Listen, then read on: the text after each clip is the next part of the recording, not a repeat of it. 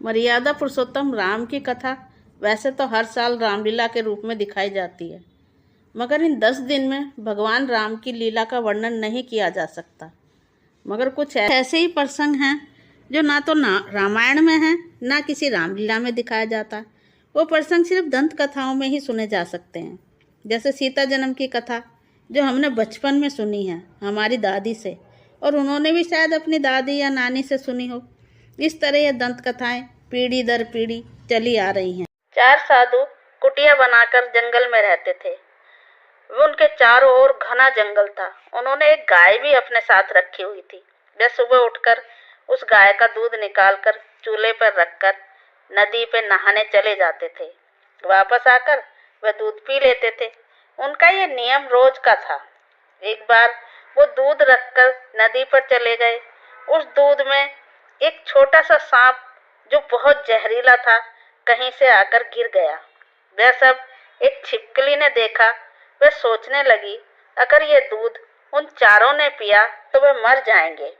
वह छिपकली उन ऋषियों के आने का इंतजार करने लगी।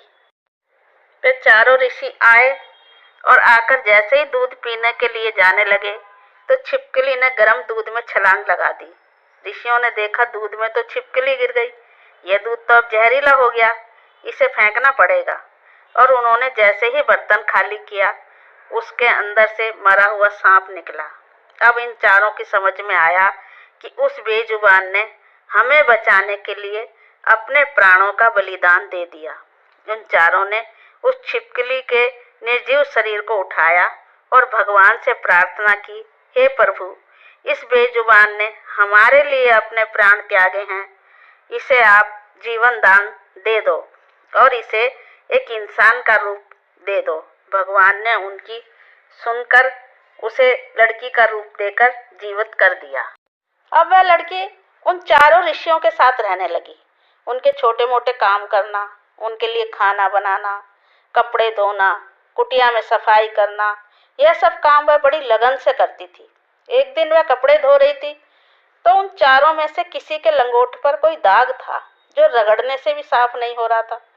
उसके कुछ समझ में नहीं आया तो उसने वह दाग दांत से खुरचकर निकाल दिया। कुछ दिन बाद उन ऋषियों को लगा कि लड़की में कुछ बदलाव सा महसूस हो रहा है। लड़की का पेट भी बढ़ रहा है। चारों एक दूसरे को देखने लगे, मगर वे चारों तो साथ ही रहते थे। वह आरोप भी नहीं लगा सकते थे। उन्होंने उस लड़की को अपने पास बुलाकर पूछा। उस लड़की ने दाग वाली बात दांत से खुरचने की उनको बताई।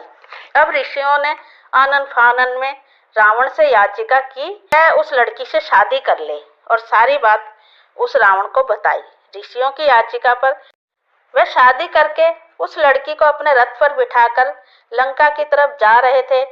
आधा रास्ता पार करने पर रावण ने उस लड़की से कहा कि मैं तुम्हें इस तरीके से अपने परिवार के सामने नहीं ले जा सकता।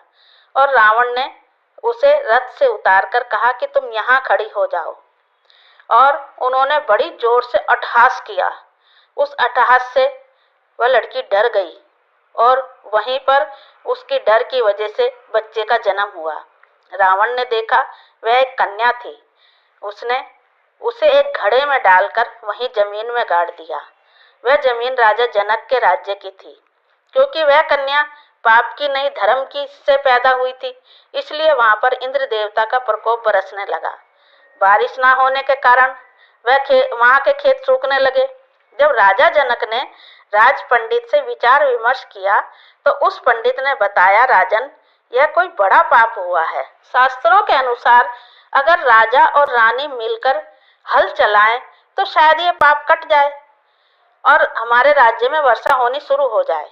उस राज पंडित के कहने पर राजा और रानी दोनों ने खेत में हल चलाने के लिए तैयार हो गए और वे रात को थोड़ी महल से दूर जाकर हल चला रहे थे कि उसका फल जमीन में अटक गया। खुदाई करने पर देखा एक घड़ा निकला और उस घड़े को खोलने पर पता लगा उसमें छोटी सी बच्ची है, जो बाहर आते ही रोने लगी। राजा ने उस बच्ची को गले लगा लिया और जब ही इंद्र देवता ने वर्षा शुरू कर दी। राजा जनक ने उस बच्ची को अपनी बेटी की तरह पालना शुरू किया और उसे भूमि से प्राप्त होने पर उसको भूमि नाम दिया और वह राजा जनक की बेटी कहलाई, इसलिए उन्हें जानकी भी कहा जाता था। इस कहानी के शास्त्रों में होने की कोई पुष्टि नहीं है, क्योंकि यह एक दंत कथा है, तो यह किस्सों में ही सुनाई पड़ेगी। अगर आपको यह कहानी पसंद आई हो तो लाइक, सब्सक्राइब और कमेंट करना ना भूलें। मिलते हैं अगली वीडियो में। जय श्री कृष्ण। राधे राधे। जय श्री कृष्ण।